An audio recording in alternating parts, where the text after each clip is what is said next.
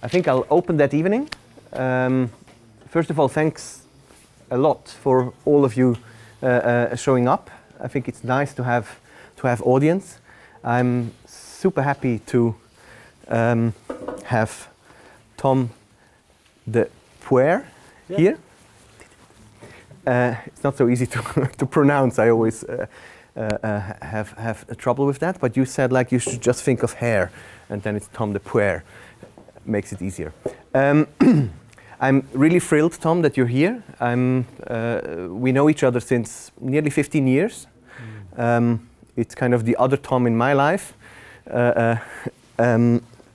And I was always extremely impressed by the way you look at the world, you look at architecture, and you find somehow the way between things that matter, small things that matter, and bring them to the kind of the bigger cosmos, more or less, of the world, of our life.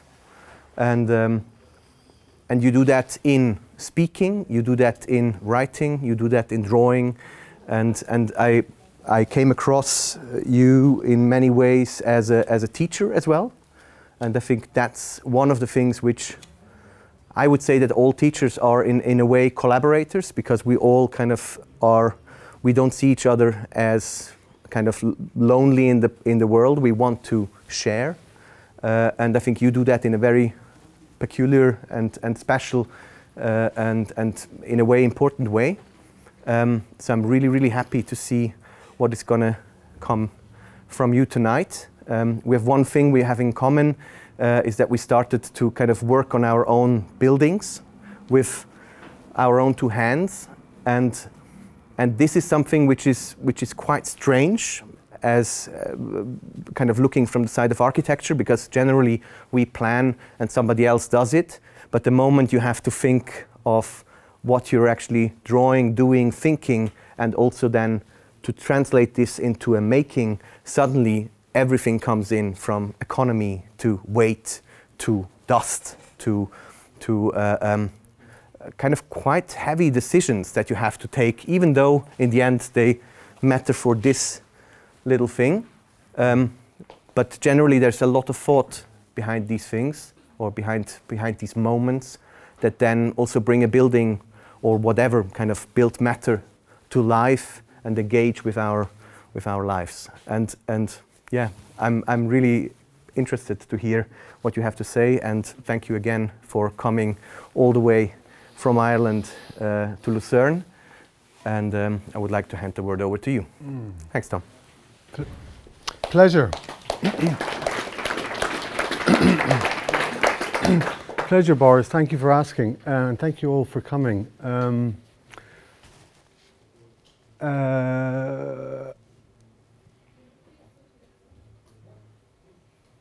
Blame Heike. No.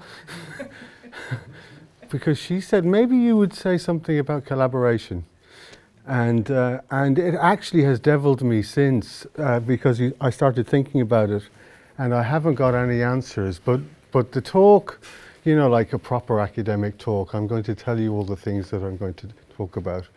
But I'm going to talk about a little bit about across collaboration. I'm going to talk about foreshadowing. I'm going to talk about gravity, and I'm going to talk mostly about the fall. You saw the poster, which is a subtle foreshadow in its own right. So it might meander a little, but bear with me. So this, I looked it up, and this graph is quite amazing of the use of the word collaboration from the 18th century to, well, yeah, to almost 2020. And there's no mention of it in 1814, and there's very little mention of it until about 1900. And then it starts to creep up and peaks across modernism, let's say, and peaks around the Second War, and I have my own, can guess why. But slowly it starts to go off the charts.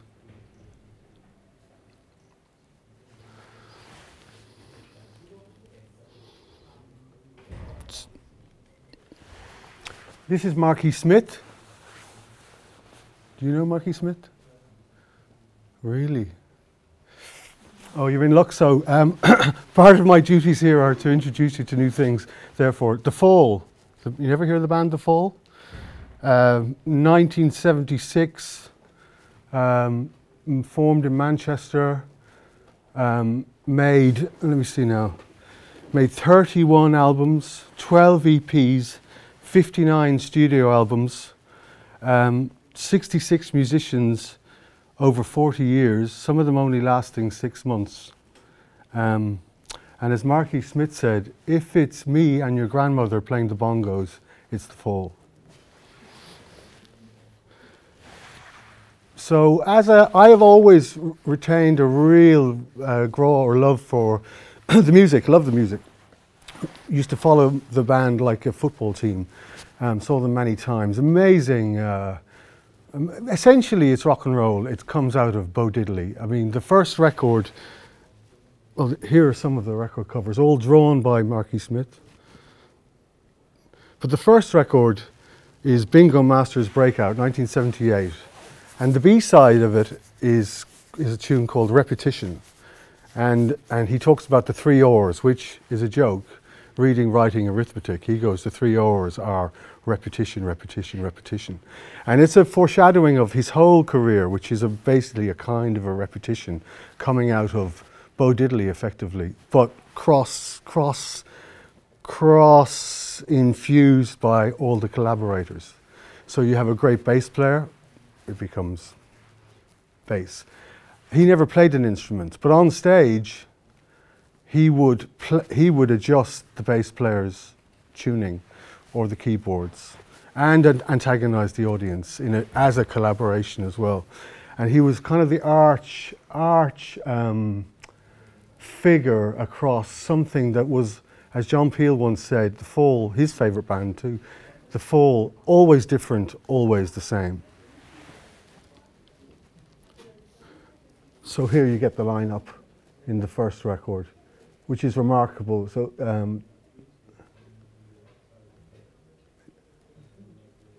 and here he is in his last concert. He died in 2017. Very interesting strategically, though. If we look at a band as an instrument of production, as an office, as a gathering of people, as a way of producing both music and performance, etc., etc., etc. And you look across the diagram of whatever bands you know and look at it as both strategy and tactic. Marquis Smith's a genius. He named the band after the famous Camus novel. His last major piece of writing, he died shortly afterwards. I think it's 1956. And it's full of laughter. There's this dark laughter throughout the book.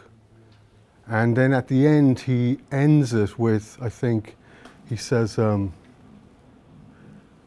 it's too late. It's always too late, fortunately, exclamation mark. So, and that's named after this situation here, which is Genesis 3. The expulsion from the Garden of Eden, before and after the restoration. This is Masaccio. I don't know, I can't remember, it's 1419 or something.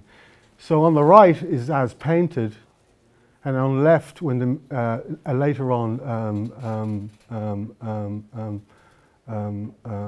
modesty strips were added. But the quote is where God, or maybe it's architecture, is barking. You see these lines coming out? I see these lines coming out here. I like this. He's taken the trouble to have architecture parlant. The doorway is barking at them of the Garden of Eden, saying, you know, you're expelled, and they're mortified because they realize that they're naked, and they promptly sew themselves together some fig leaves and go off into what would now be called the good life. You know, I mean, this moment is, some people argue, is a metaphor for the division of, you know, forager and farmer. It's an incredible picture. for lots of reasons. And up here, how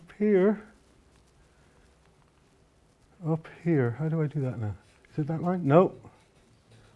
Go back. Well, it's the same thing. Up there, this is it in the chapel, is St. Michael, the archangel with the sword, angel with a sword. And Masacchio's painted it in such a way that actually the fresco is lit from the right, and he's painted as that. And then obviously he's famous for using for shortening and you know, a kind of a heavier depiction of the human body. But in the room, it comes as a kind of a tumble of images. Up high, from above. Lit from the side. See it up there on the top left. So, I like this image. I like signs. Maybe this is Adam and Eve, I don't know. When I began in 1991, my girlfriend and I won a competition. We didn't talk about collaboration. The word didn't cross our minds. It wasn't a function. And credits were things for the builder, and you know, the plumber didn't get one, and so on. So the culture in 1991 was radically different in terms of the intellectual property of what we do, and how we work together, and what the meaning of that is. This is a little wooden model of the building. It was a small museum in Ballincollig in Cork for gunpowder, and that's just a picture of it from one side. And then this is a jumping ahead. Then this, I love this photograph because this is you can see this is the drawing of the plan on site for the digger, and that was the day I realized something quite profound, that the drawings were actually going to be put on the ground and carved out of it and made into something. Before that, I just really liked drawing drawings of buildings. So that picture is now was in a room in a gallery in a retrospective, which is a little cinema, as part of a film that Peter Maybury, who has worked with me as a collaborator, a real collaborator for since 2000, 25 years. And this is a film he made for that in a room I made for it. So staircases and falls go quite closely together. So this is Sachi, who is the assistant to the project architect, sewing the linen for 4 AM, which was commissioned by Sejima for the 2010 Biennale. It's a staircase, a frustrated stairs, a dogleg stairs, a stairs that goes up to go nowhere. And it's 4 AM because it's about being up too early, like this morning, or maybe going to bed too late. So it's about creeping around in the interstitial spaces of the house. So it's plywood on 2x4s with lamb's wool, linen and lead weights, and a piece of glass over your head and a rock under the stairs. The rock under the stairs is based on Durer's Melancholia. So there you see it in section. So it's a cribbage with a hung room, with something under it and something within it. So it looks like that.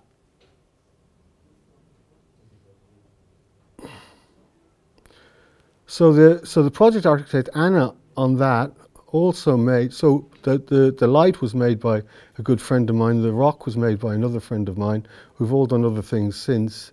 And Anna then went on to make this cinema, but this is a photograph of the sign for the cinema on the wall of the cinema, which the sign was done with Peter and the photograph is by Peter, as is that yellow dot over there. So it's the whole building is made of stairs. It's rakes of cinemas, rakes of stairs. It's just all stairs. The only floor in it basically is the bar and the lift. And so the staircases just royal up and down, all in situ.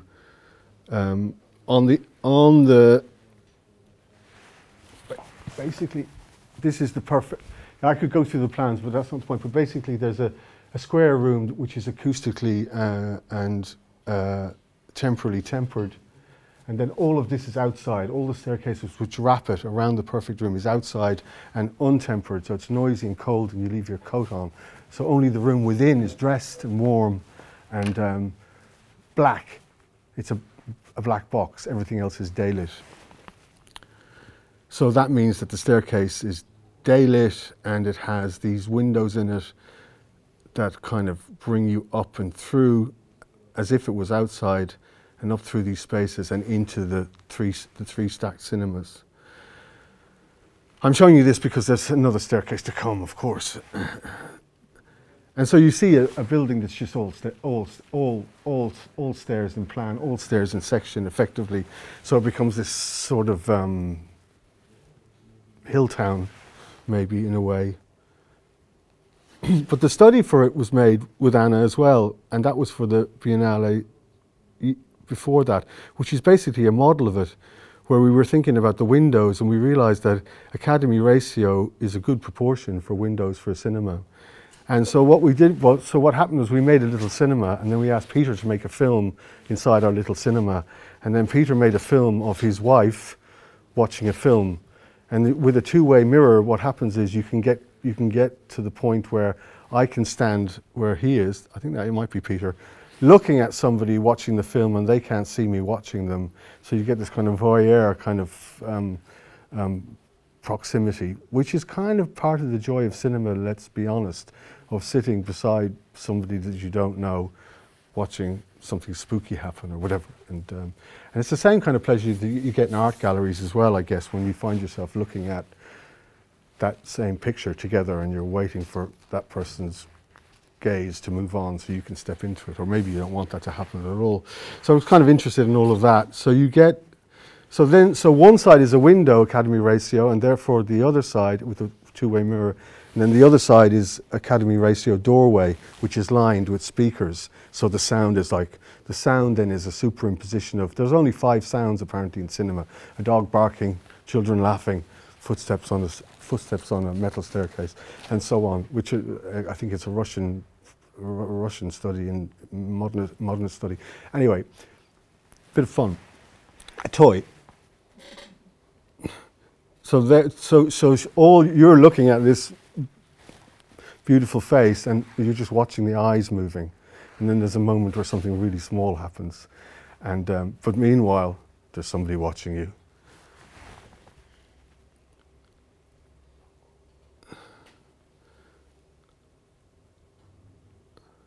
And so that becomes the building, really, in terms of its management. Even the aircon comes out through, you know, a stack of these windows, which are all the same window, repeating across the section. So you don't know where you really are, but then all of the windows are coloured. So they become, in daylight, they become projectors, so they're projecting light into these rooms and giving atmosphere. So in all the ones in the bar in the middle are amber and yellow, and all the ones on one staircase are blue-green, and all the ones on the front staircase are reds, and so you're getting different kind of atmospheres projected through the mirror through the windows in the daytime, because it's south facing. I think it's folded out to catch as much of that as you can. And then at night time it becomes another kind of magic lantern, which I suppose is about movies in a way, in an old-fashioned way. And then, you know, you start to get this kind of charging on the concrete interiors. These windows were made with Pat Scott and Eric Pearce. Pat Scott was aging, it was his last piece. He would be a very, very celebrated artist, originally an architect in Ireland. So this was a kind of a collaboration with him and his partner Eric. And then here they are used again in that film where Peter just runs through them all, almost like an eye test in that little room, and so on. And then that show, I See Earth, which I did with a guy called Dave Byrne, that show was a kind of a retrospective. It was 33 years. And so I was making the willow pattern. Do you know the willow pattern? The plate diagram with the story of the star-crossed lovers who elope from the house and are chased through the fence and over onto the hut and leave by a ship and go to live happily ever after on a desert island and are murdered, maybe. I think in one version they're murdered. Anyway, that's the desert island there, actually, over these people's heads. There's a big event on after the show. They had a lovely thing about the May Day where people responded to the show and made performances against the show, which was really delicious. And this is just one piece from a friend. And then Dave and Ivor was a clever welder, so suddenly we were doing steel work in Dysart, and Dave was making really good at planting, really good at planting, knew a lot about horticulture, so we were making gardens. And stairs, it's the stairs in the loft, scabbling the concrete and so on, and using found objects and painting it and trying to make sense of it. How's the time? Oh, it's 7 only. So you have 30 more minutes. Okay, cool. So these little flags show 83, I think, buildings without staircases. They had a ladder, and they were all built in 1805 by the British because they were afraid of Napoleon was going to come in. So they built these signal stations all the way around the coast so that one could signal to the other, signal to the other, signal to the other, and back and signal to London that Napoleon was coming. And they had a little garrison downstairs, a ladder upstairs where you went through an upper door, and the signalmen were up there, and they were protected within a wall from the locals. And they used signal semaphore. So there was a kind of an information race going on at that time across the Napoleonic Wars between the British and the French, I suppose, and everybody else, about how fast you could get information back and forth to the battlefield. And they were using various kind of systems. So this one is this flag system where you have a mast outside and you've got balls and flags, and it says, if you raise it like this, it says 6 galleons approaching, and so on, and it would race around. So number 41, yeah, is this one here, yeah? So, this is Ireland.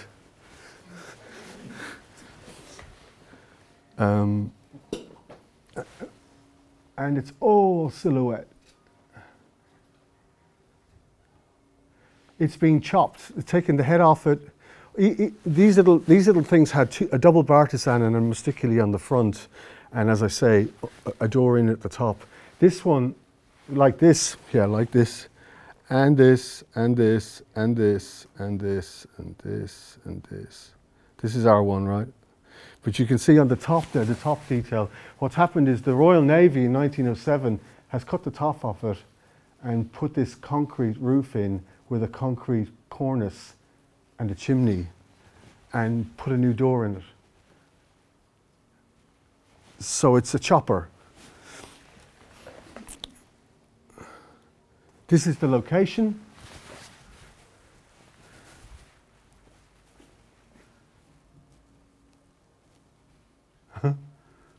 Where is it? Oh yeah. So these guys are interesting. They're going to come up later, right? Skelligs. But it's here. Yeah.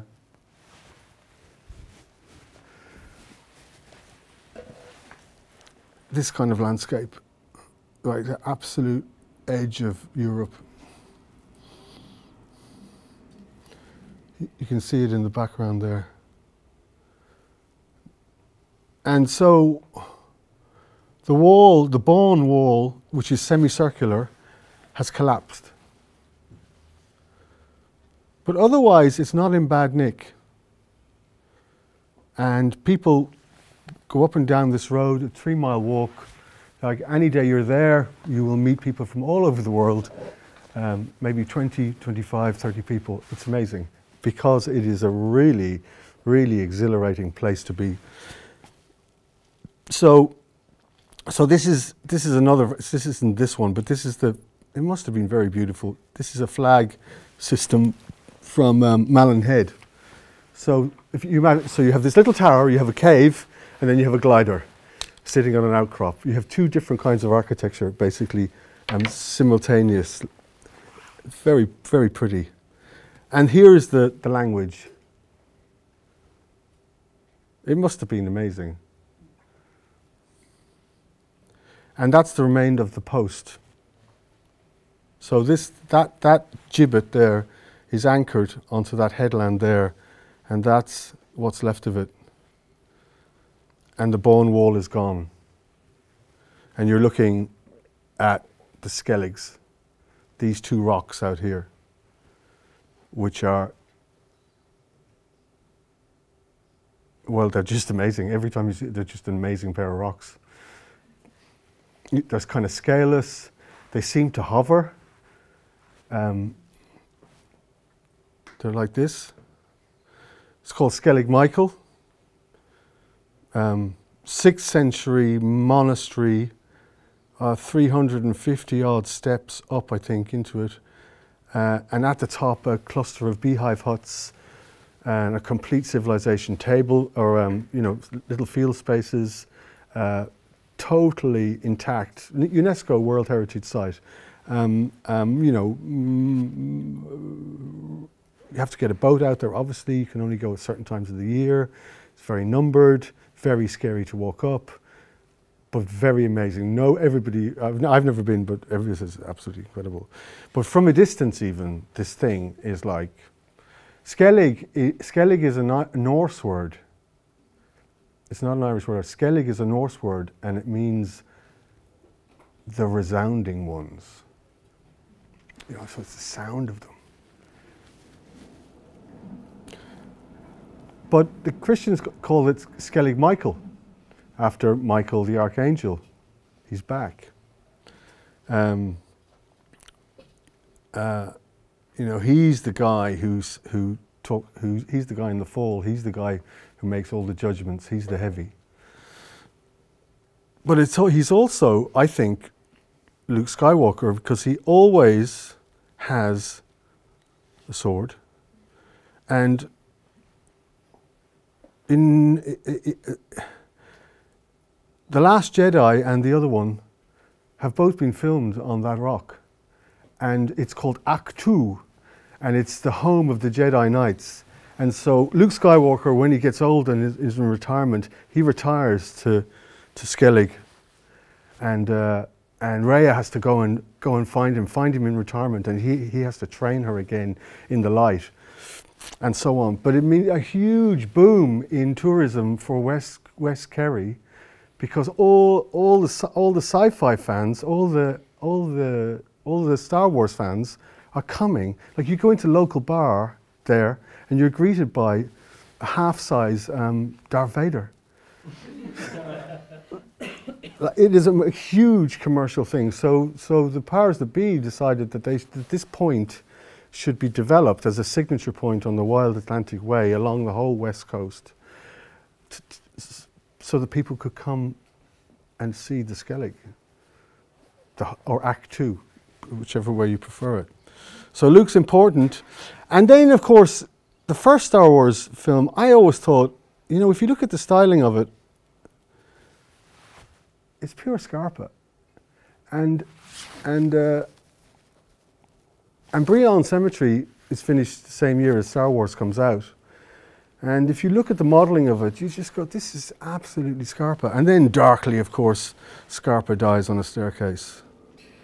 But this idea of these kind of Scarpa-esque, these little blades, these lightsabers of light, these little chops, making dark and then releasing it again, turning you, becomes a way into how to put a stairs in a building that doesn't have a staircase.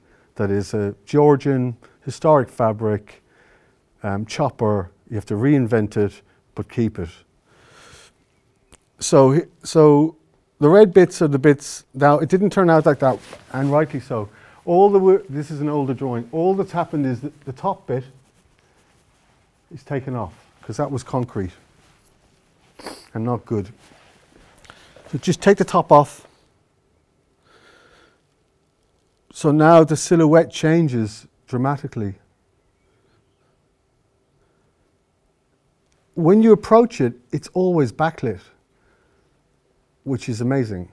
So you have to walk around it into the view, or else you go into it and it's dark. Very, very powerful in this big sky. So when you're inside it, now that door isn't original, that's 1907 as well, but inside it's this thing full of water and graffiti and the remains of a 1907 staircase there, but originally it would have been a ladder outside that they could withdraw. And 4 nice elevations, no big deal, but actually a great way of capturing such a big view. It just kind of brings it down to you. You can just frame it. You can see the remains of a floor, and you can see 2 steel beams and the roof above, and the line of that staircase. And that would have been the original door in. And there would have been no stair. They would have come up and into that. So you had the soldiers down below and you had the signalman up above. So we basically take this off. Archaeology says leave that. Archaeology says leave that, there might be something underneath it. And you're going to go, come on. No, leave it. There might be something. So we're going to put the foundation on top of it. Go, yeah, okay. So everything is left except this.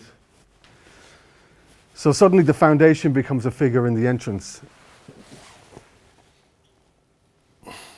So we cut the roof off, and we're going to make a staircase to the top, so you can do. And suddenly it becomes lit and top lit, and it becomes better immediately. Just as yesterday. Yeah, yesterday. So basically what happens is you don't touch the structure.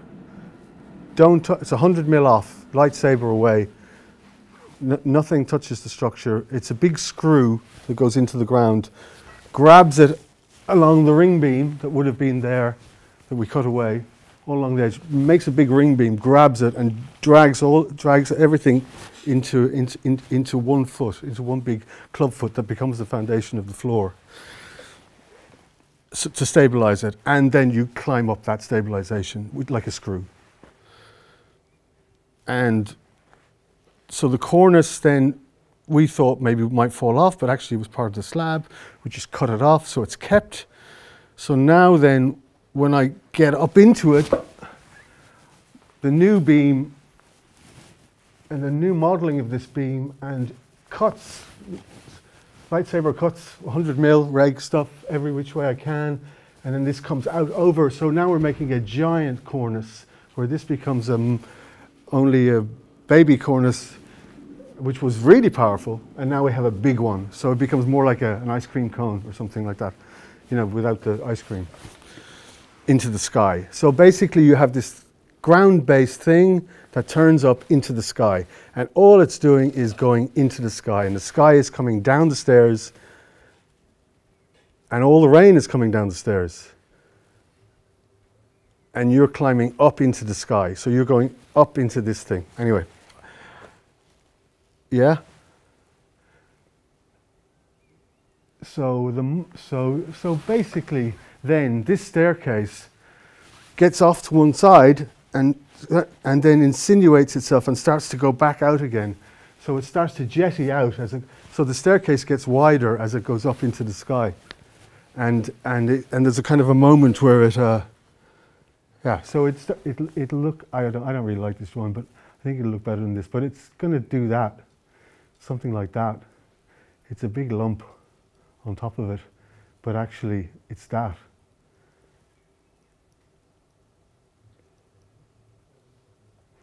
So the masticulation and the bartizan and all that kind of grotesque kind of cod war stuff, that kind of manipulation of the corners, introduces the diagonal, making it a three-dimensional object, is kind of reinstated, I think.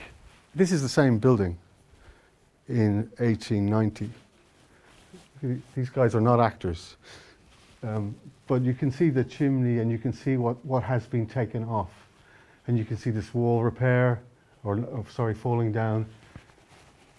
So this would be before the Admiralty restored it. So it's a kind of a, so it's just, it catches it, and it's a kind of a stalactite and a stalagmite. It just kind of, or a cascade of water and light down into the inside of this thing without touching it, only on the floor. So you get, you know, I mean, basically, you know, you come up, you turn, and every time you turn, say for instance, if you can see there, every time that the wall changes, it's offset either 100 mil from the historic fabric or else from itself. So you get these, so when you come in, over your head here on this top corner, there's a shaft of light, but this is all dark. And then you turn and you see that window, and you start going up quite a dark stairs, and then you start, as you open up and you go around again, suddenly you enter into a room that's top lit, which is the sky, and then you kind of wind out of it like a landscape object, and then it just unfolds like a flower, basically, and a kind of a room. And a room, yeah, a room. So, So the regs. And then over-exaggerate all the tie holes, too many, putting in way too many, as many as possible, so this thing has a kind of sci-fi presence with light coming through it. Don't fill them, let the light through them. And then on the outside, now the outside is the face between the new object and the old walls. That's power washed on every lift. Lots of joints, power washed, really kind of like an old pier. And then on the and then all the edges are cut with a lightsaber and polished, overcut and polished. And then all of the inside is just shot blasted. So you start to get this thing where it's as it travels upwards, it's over bolted, and it starts to get lighter and lighter and lighter. So by the time you get to here, you realize that you're actually, the minute you get around that corner, you're actually in the sky. But up to here, you're in the ground. So this is kind of, and the windows are between you. So yeah, those little details show that then. So you've this moment here at the top, landing corner detail, is this kind of scarpa move, you know, the two walls go down, chop, chop. And then so you stand in this position, which is the only one you can, which is top lit, and you see that, and then it juts out and does it again, and you kind of go, no, try do, or something, you know, so it does that at that point, which is kind of that in a rough rendering, you know what I mean? Which is that. So that's what we're doing. That's that point of view down there. That's the cut. That's the void. And so it kind of makes this happen in there. Cantilever. So the wings come out and cantilever, and so right to the corner where you want to go, it's a 100 mil gap. You know, the money falls out of your trousers and you can't get it back, and all kind of moment. You know, you have that in Caesar's bats, you know, that kind of where the thing is just a little bit awkward. So that's the top plan, which is, so you can see its distortion relative to the original fabric. You can see then how it folds out like this. These are stone because actually they're the stone of the original wall. And then this is Maria. And then this is structural, folding down, and then roiling in itself to make this condition with that moment there. And then it's all about the diagonals, getting to the edge, and then circa going around it in that way. So, and then when you're up there, we have to, you see this. You see that the wall is broken. We need to repair it, but the cliff is gone. So we reinstate the wall, the old wall, we reinstate it as far as we can, and then here we make a new thing. And then we make this thing here. So this is a ha-ha. You know what a ha-ha is? You don't know what a ha-ha is? A ha-ha is a sort of a laugh, really. But a ha-ha means that if I stand here, that the top of this wall is at my feet. So there's no, it's look no hands. It's just free. So we can manipulate the ground here. But we don't manipulate it. We just insinuate something in here around the original mast, put in a telescope, relax us with that window, and then we make this big bow here. And this big bow is made of 150 mil thick, 1350 high, 600 wide slabs of Valencia stone. So you can see why we had to bow it. Nobody was going to build to that edge. And it's kind of powerful because it means that you've got this big belly coming in, pulling in this way, and it's pushing all the view around. So when you come around here, like the only way to come because of the heights is you come around this corner, backlit, and all of a sudden this presses you right out here onto a telescope here with this thing, and then you rejoin here. So it actually forces the thing into a kind of a different place. So the wall is down, you can see it there. I mean, basically for tourism, we need to keep people in, keep them safe. You don't want them to fall. So this is the original wall, which is quite beautiful with concrete capping. There's the mast, there's Act 2 again. So in the Jedi, it's called The Last Jedi, when Rhea comes back to learn about the Force from the old Jedi Knight, Luke Skywalker, Saint Michael, Archangel, he shows her how to use it. Of course, he shows her how to use a, what do you call them? A lightsaber. And so she goes off to practice. And on Skellig Michael, there is this stone, which is called An Cailleach, or the Weeping Woman. This one, right? And there are cailleachi all over the west coast of Ireland, like, because the cailleach, the hag, is the personification of winter. She's a shapeshifter. She can turn into stone. And she basically forms the whole west coast of Ireland, they say. So Rhea has a go at her and chops her in half, and she falls into the sea, which is absolutely in the film. Here you can see her with a model of the cailleach, or the Weeping Woman, and they're about to. Anyway, it's an amazing scene. You should watch it. It's really funny. It's really kind of cool. So because all the stories of the cailleach, she's falling into the sea always. She's always falling into the sea. So these guys, these scriptwriters know what they're doing. And then you get tourists, of course, taking photographs of themselves beside the real thing. So I thought that this shape-shifting image of this, the cailleach, who can, basically she freezes in spring and she becomes liquid again in autumn. So she becomes weather and she becomes landscape former. She's a shapeshifter. So I thought, okay, that's cool. Let's do the stones like that. It's the cailleach, which it is, definitely. And so there's the wall. There's the guys making reinstating the new wall. There's Act 2 again, which she's up there. So there's the ha-ha. There's the belly wall. There's the ha-ha in detail. There's the belly wall with the engineer trying to figure out, look at the foundations on this. Look at the foundations are fantastic. I want to expose them. Like, they're amazing. Well, they probably will be exposed. So we're going to chamfer them back, just, you never know. There it is marked out yesterday.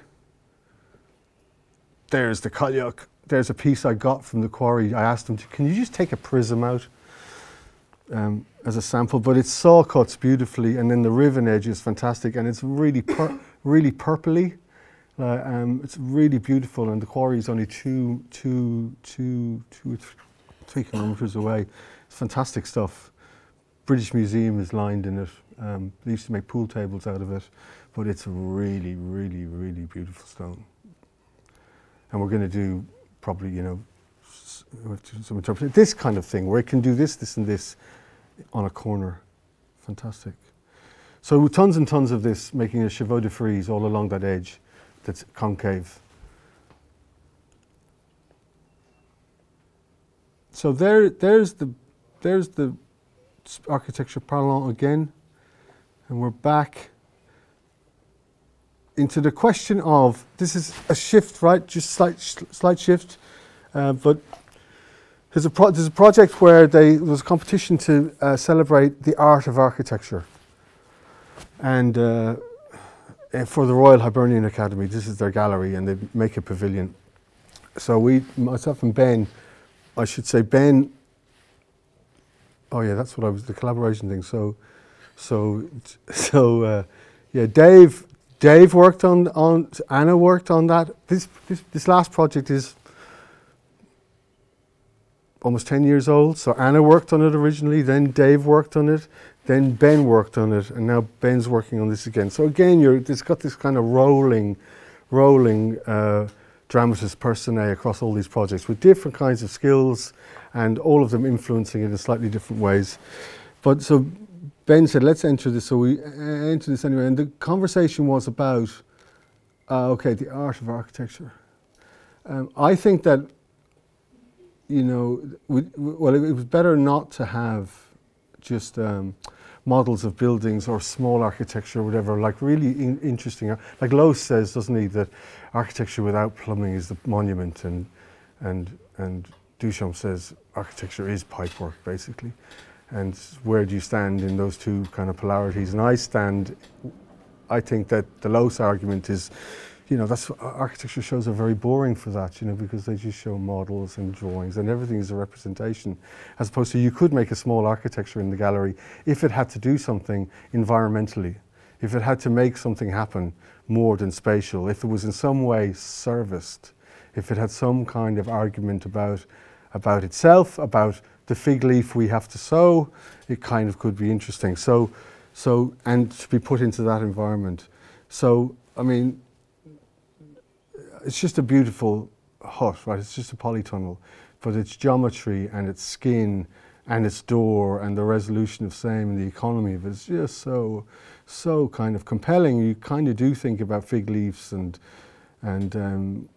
obviously those bigger questions about climate change and what are we going to do now, and you know, the image of Adam and Eve kind of weeping, kind of going, God, how are we going to get past this fall, which I think kind of can actually point to a crisis of confidence in our industry as well, in our thinking, in our material culture, in our specifications, and in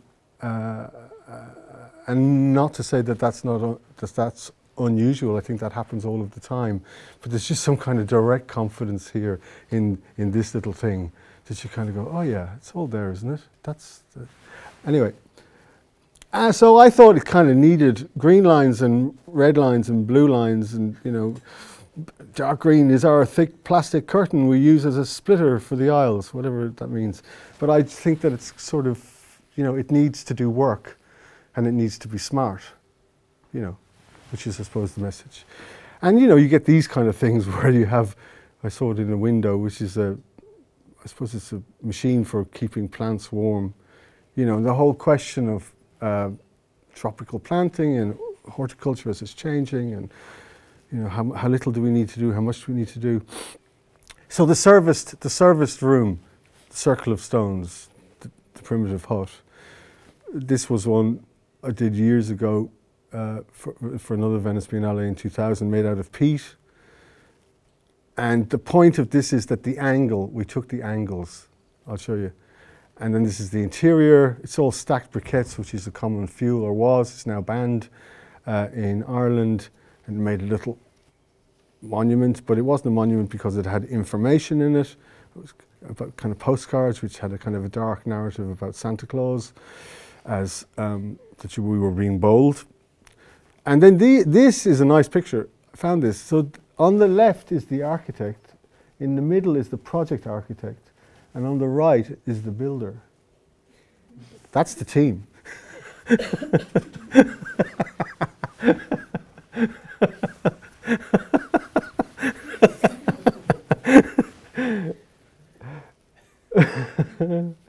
Yeah.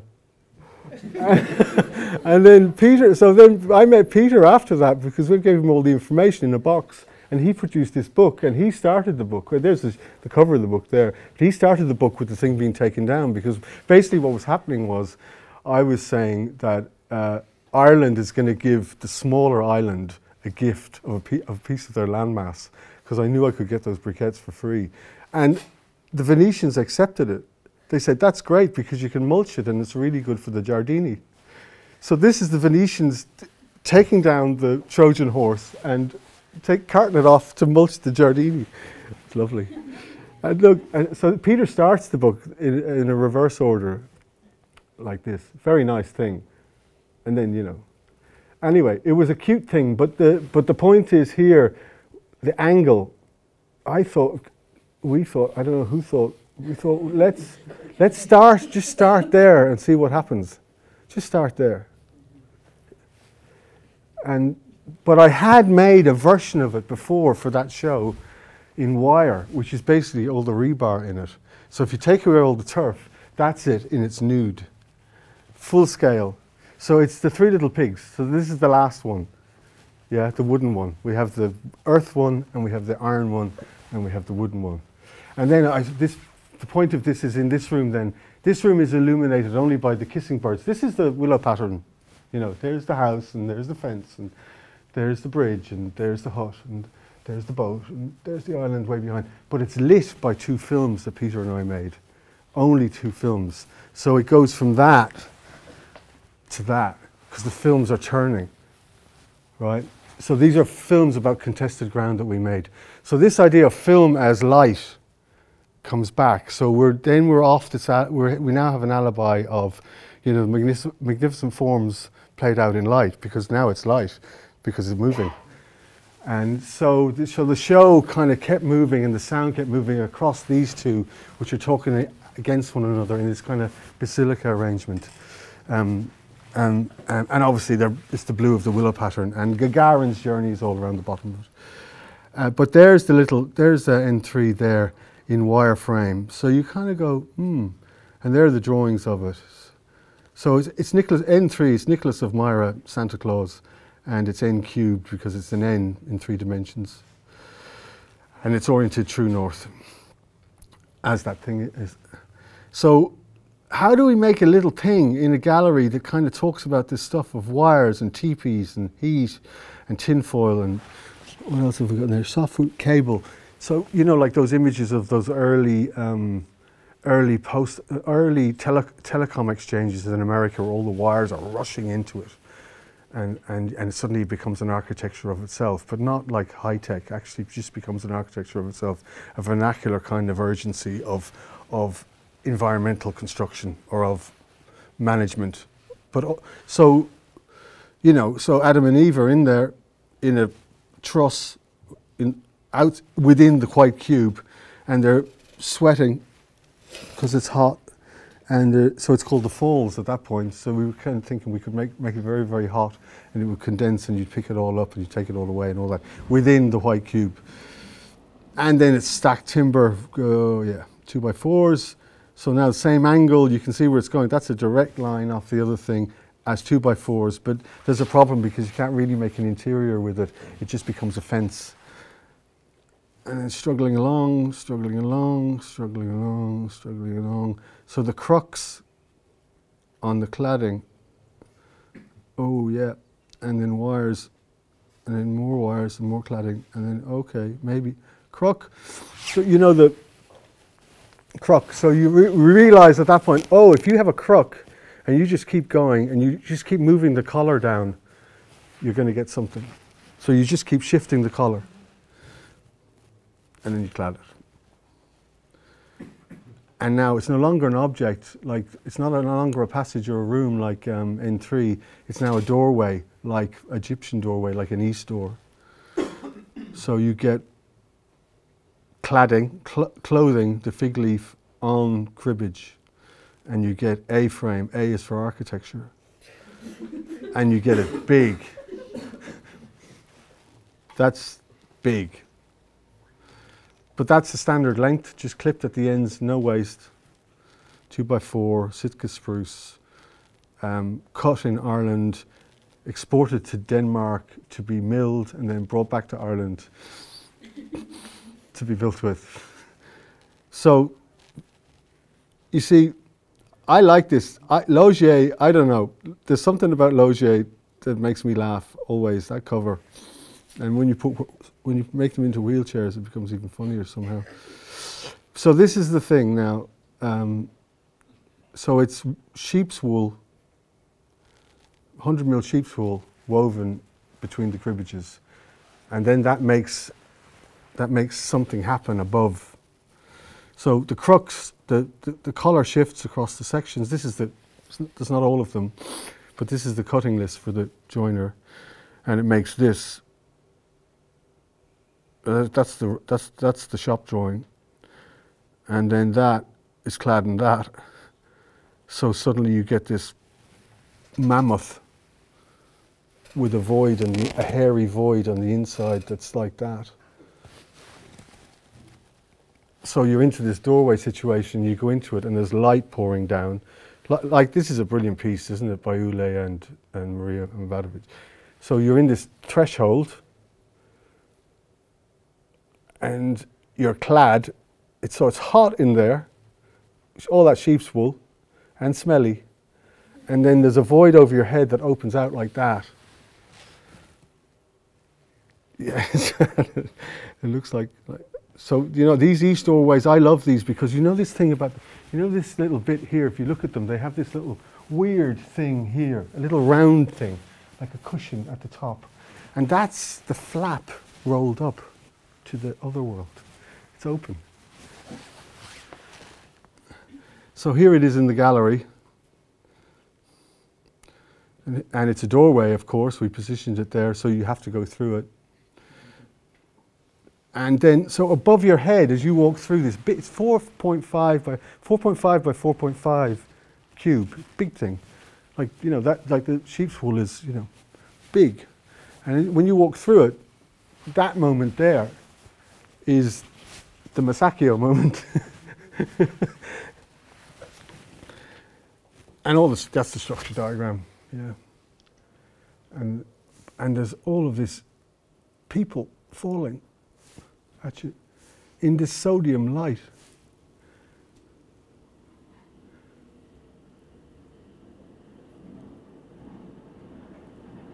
So Peter teaches, and his students, they were talking about subtle foreshadowing, which is this TikTok thing. You know it? You know it. You know it, yeah. So everybody's making these videos of mishaps and accidents, and then they're cutting them up so that you know what's going to happen, and then it happens and you laugh, I suppose. So Peter downloaded all of those things and then chopped them up and unsubtly foreshadowed them to make this light that basically, when you look up, it's sodium light, which is very intense, and there'll be figures falling through it, but it's all borrowed material. And I suppose the dark laughter of Camus is kind of in the background, but it just goes on and on and on and on and on.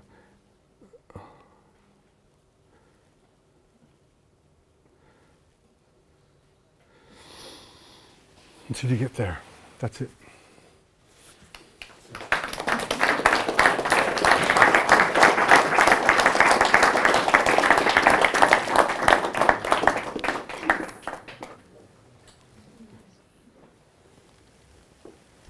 Thank you, Thomas.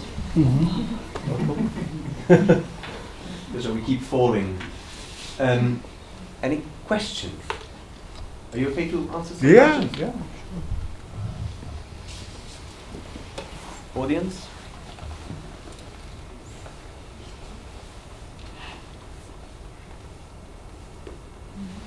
also ask a very simple I have a question. question. Do you know something about Saint Michael's with the sword, drawing a line diagonal through Europe, connecting 6 monasteries? No, really? You don't know? No, I don't really know much about it. I thought you That would sounds now good. be Yeah. sure No, enough. I keep after the N3 thing. I sort of stopped using Christian fables or myths as ammunition, but it's just too irresistible, the Luke Skywalker one, and it gets me to the point of actually the reality of the construction of myths on the Skellig. That you know. It is really amazing because if you will find it. I will look. You Yeah. will find it. It starts in your place in Ireland, then France, Saint Michel, Mont Yeah. Saint Michel. Okay. Then San Michele, close to Turin. Yeah. And then there is one I don't remember, I think in Puglia, in Italy, in South Italy. Then one in Greece, and the last one in Israel. And it's a straight line. It's a straight line. And they're all 6, they're beautiful, they're real monuments, like yours. Yours is the most like mystical one. The others, some of them we know, and it's really, it's incredible, it's a straight line. I'm gonna look that up. Yeah, great. And he'll walk like with the sword. Yeah.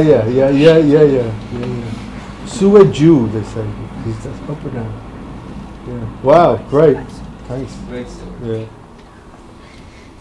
They are interesting though. Those kind of stories are they can help to make decisions. Oddly, you know, they can be. I mean, they're silly, but it can be entertaining. But it can actually kind of go, yeah, building is disengaged. Okay, fine. You know, code.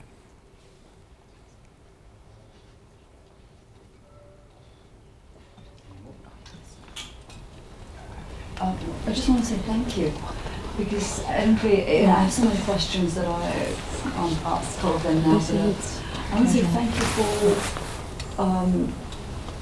inviting us to your world and showing the younger ones that architecture. It's not just, it does not exist in void. It's not just the job that you do, and you just draw windows and windows. And that's kind of in an Asian cultural context, and that we're all free to fault this context. There's one of my favorite words is apophenia, right? It's kind of where you connect with each other in your brain things that are actually non-related in a causal way, like the Saint Michael and the Luke Skywalker and this intellectual freedom rooted in your education. It's kind of a valid inspiration for architecture, and I want to say thank you for talking about that. You're welcome.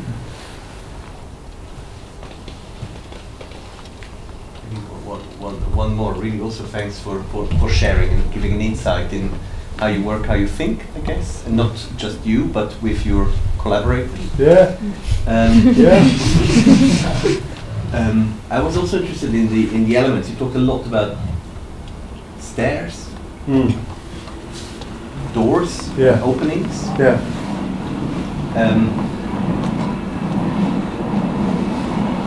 And while talking about this, you left out a few things. Yeah. Is it things that you like, walls and the roof, and all the other elements which are also present with us, which you also draw? Is that?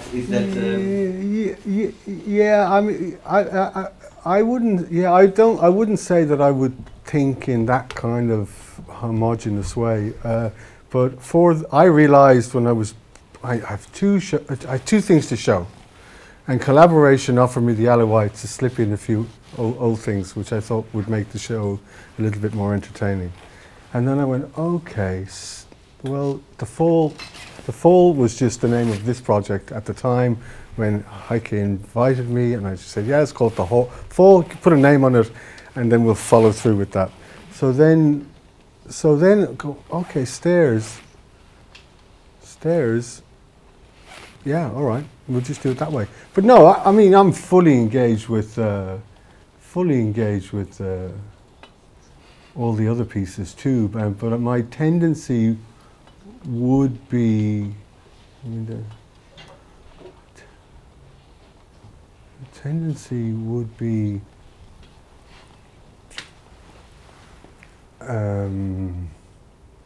to try and load it on the experience, and so turn it up, turn the volume up where people are going to feel it. And most people don't feel walls, they don't feel space. They do way back here, but not to go ooh. So but they know doors and they know windows. So sometimes like one of the biggest things you can do is have somebody walk through something, and it's different, and something happens to them in between in an instant. So in a public show, I would go straight for that because it's got maximum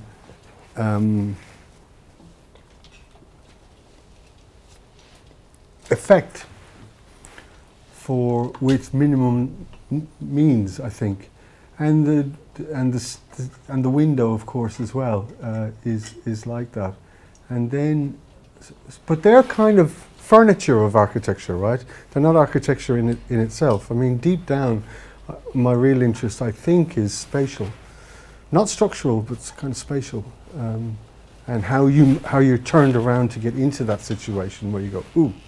I enjoy that side of things.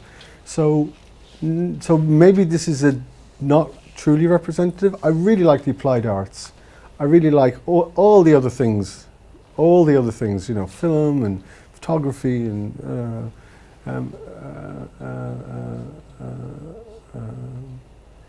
but I wouldn't say it's very technical work, if that's what it's not like it's a kind of happy if it's just one material or two, so you can kind of counterpoint it. It doesn't tend to kind of mix up. But yeah,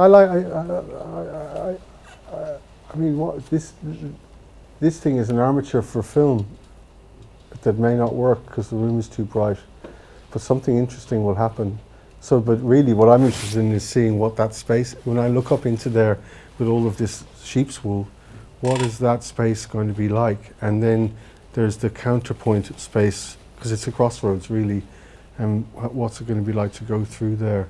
I'm most interested in that now. Maybe one more follow-up. Most of the things, or all of the projects that you've shown, were quite like loaded public bits, from the cinema to kind of exhibitions, or like structures made for exhibitions. Yeah. I haven't seen them, but I know that you made a lot of houses as well. Yeah. Would you have treated, I mean, on a day-to-day, more or less job, where you produce a house every couple of months, a year or something, would you treat it with a similar approach of this kind of charging and loading these bits? Yeah. Yeah, I sort of would. Like I'd have a big interest in the bathroom. Really big interest and a big interest in the kitchen. And the rest of the stuff kind of follows in a funny sort of a way. I would find generally, I would go for the kind of corporal bits and see how, and because there's loads of kind of tension in those. Living room is living, and people have a lot of autobiography in those, so you can mine those, and you find that everybody has a very particular. Oh, I really like it when, I can not open the window, or I can open the window, or a sunken bath, or raised bath, or no bath, or bath outside, and suddenly you can kind of generate a kind of a. Well, the rest of the rooms will take care of themselves, in a funny kind of way. But those two, if they're good, I have always found, makes a good house. Yeah.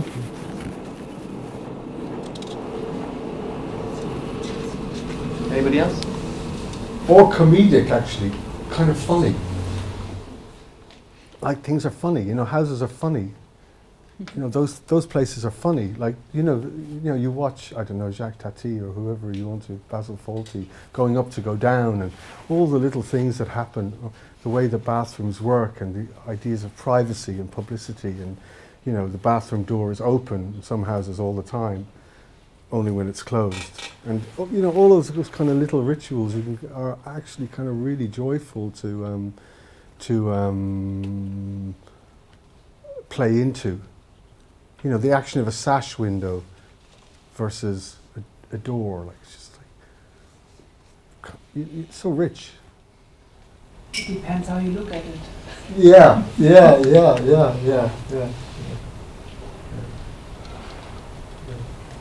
I think joyful is a good one to end on. Great.